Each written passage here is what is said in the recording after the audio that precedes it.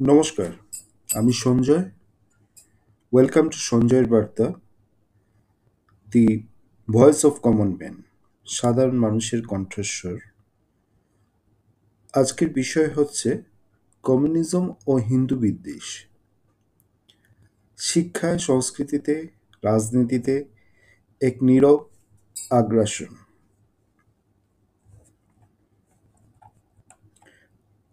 কমিউনিজমের মূল দর্শন ও হিন্দু সংস্কৃতির টানাপোড়েন। কমিউনিজম মূলত ধর্মনিরপেক্ষতা নয়, মোটেই নয়। ধর্মবিরোধী আদর্শে বিশ্বাসী।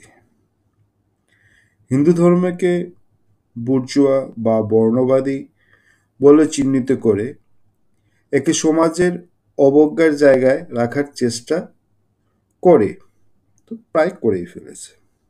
সেটাও ভুল হবে না। মন্দির, আচার, সংস্কারকে কুসংস্কার বলে আখ্যা দিয়ে মুসলিম ও খ্রিস্টান আচারকে সংখ্যালঘুর অধিকার বলে প্রমোট করা হয়। শিক্ষা প্রতিষ্ঠানে হিন্দু বিরোধী প্রভাব। আমরা জানি স্কুল পাঠ্য বইয়ে কিভাবে ইতিহাসে বিকৃতি করা হয়েছে। ইসলামী আক্রমণকারীদের যেমন বখতিয়ার, তুগলক, অরঙ্গজেব সংস্কৃতির বাহক বা সংস্কারক হিসেবে তুলে ধরা হয়। আবার রাজপুত, মারাঠা, চোলা, গুহিলত প্রভৃতি হিন্দু বীরদের নাম একেবারেই কম বা বিকৃতভাবে লেখা হয়।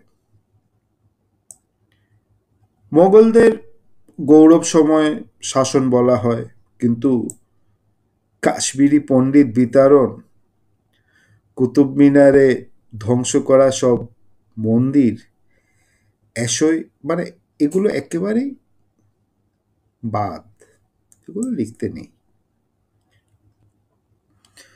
কলেজ ইউনিভার্সিটিতে কি হয়? হিন্দুত্ব মানেই ফাঁসিবাদ, এই ধারণাটা প্রতিষ্ঠা করা হয়ে গেছে প্রায়। India is a not a Hindu country, এই বক্তব্য প্রি ইন্টেলেকচুয়াল বলে শেখানো হয়। আমরাও সেটা শিখে নিচ্ছি। JNU, Presidency college, JU, Jadavpur অনেক সময় ভারতীয় সেনার বিরুদ্ধে, হিন্দু রাজনীতির বিরুদ্ধে খোলাখুলি স্লোগান ওঠে। কমিউনিস্টদের মুসলিম তোষণ, পৃষ্ঠপক্ষপাত, যা আমরা দেখেছি সিএএতে, এনআরসি সময় হিন্দু উদ্বাস্তুর জন্য কোনো সহানুভূতি নেই, তার অনেক প্রমাণ আমরা পেয়েছি। আমরা পেয়েছি এই পশ্চিমবাংলার এক সিএম মিস্টার জ্যোতি বসুর কাছ থেকে দেখেছি কিভাবে হিন্দু শরণার্থীদেরকে গণহত্যা করা হয়েছিল। সেটা নিয়ে একদিন আমি আলোচনা করব, আজকে থাক। অথচ অবৈধ রোহিঙ্গা বাংলাদেশি মুসলিমদের জন্য রাস্তায় নামা, রিসেন্টলি পাকিস্তানি টেররিজমদের জন্য রাস্তায় নেমেছিল এই কমিউনিস্টরা, যারা শুধু হিন্দু বিরোধী না, ওরা ভারত বিরোধী, মানবতার বিরোধী। হিজাব ইস্যুতে স্কুল ইউনিফর্ম মানা বাধ্যতামূলক নয়, হিজাব ধর্মীয় অধিকার, ভূতের মুখে রাম রাম আর কি। ওরা আবার ধর্মীয় অধিকার শুধু হিন্দু ছাড়া সবের অধিকার আছে। মাদ্রাসা শিক্ষা, যেখানে শুধু মানুষের বিরুদ্ধে মানুষকে লেলিয়ে দেওয়া হয়, ধর্ম ভীরু বানানো হয়,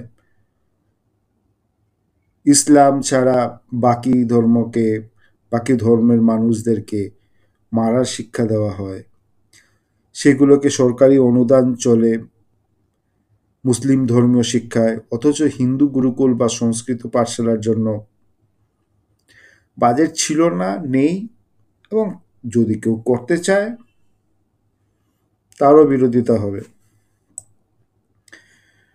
কেন চুপ থাকে হিন্দুদের উপর আক্রমণে? এটা আবার প্রশ্ন। কাশ্মীরি হিন্দুদের গণহত্যা, একে বলা হয় পলিটিক্যাল মাইগ্রেশন, কমিউনিজম ল্যাঙ্গুয়েজ। পশ্চিমবঙ্গে রামনবমী বা দুর্গাপুজো বন্ধ হলে, মানে দুর্গাপুজো বন্ধ করে দেওয়া যেটা করেছেন অনেকগুলোই, সেটার হিসাব নেই। দুর্গাপুজো শুধু না, সরস্বতী পুজোও হয়।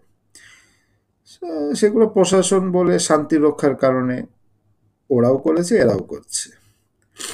ত্রিপুরা, আসাম বা নন্দীগ্রামের হিন্দুদের উপর হামলা,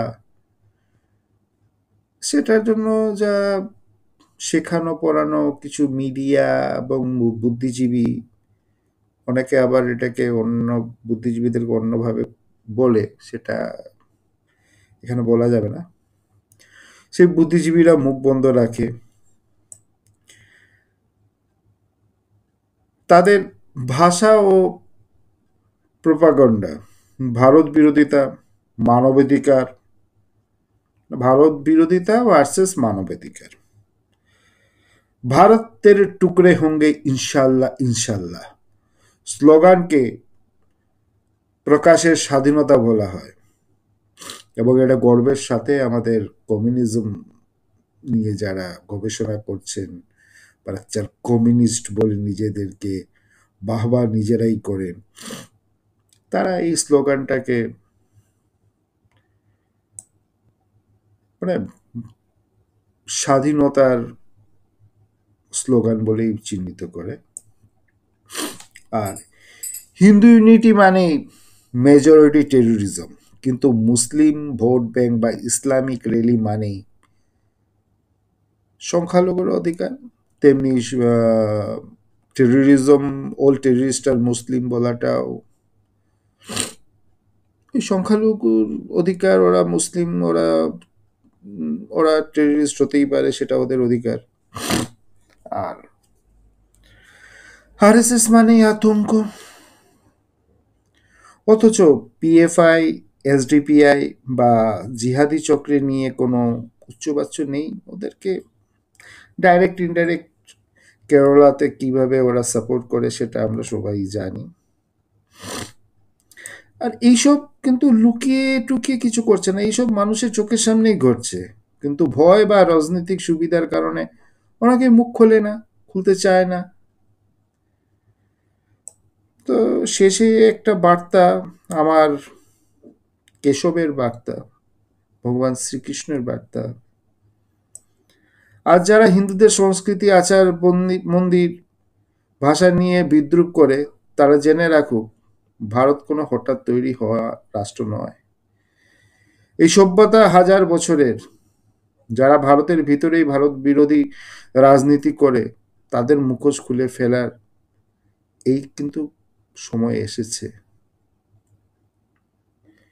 হিন্দু মানেই সহনশীল, ঠিক, কিন্তু দুর্বল নয়। আর এখন সময় এসেছে ইতিহাসকে বিকৃত নয়, সোজা করে বলার, ভারত মাতার সন্তান হিসেবে মাথা উঁচু করে দাঁড়াও।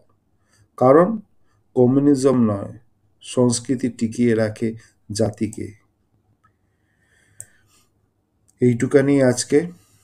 থ্যাংক ইউ ভেরি মাচ আমার বার্তাটা শোনার জন্য। ভালো লাগলে লাইক, সাবস্ক্রাইব, শেয়ার করবেন। শেয়ার যতটুকু পারেন করবেন, যতটা পারেন করবেন, বেশি বেশি শেয়ার করবেন। কারণ এটা সঞ্জয়ের বার্তা না শুধুই, সেটা সাধারণ মানুষের বার্তা, আমার আপনার সবার বার্তা। সবাইকে বলছি,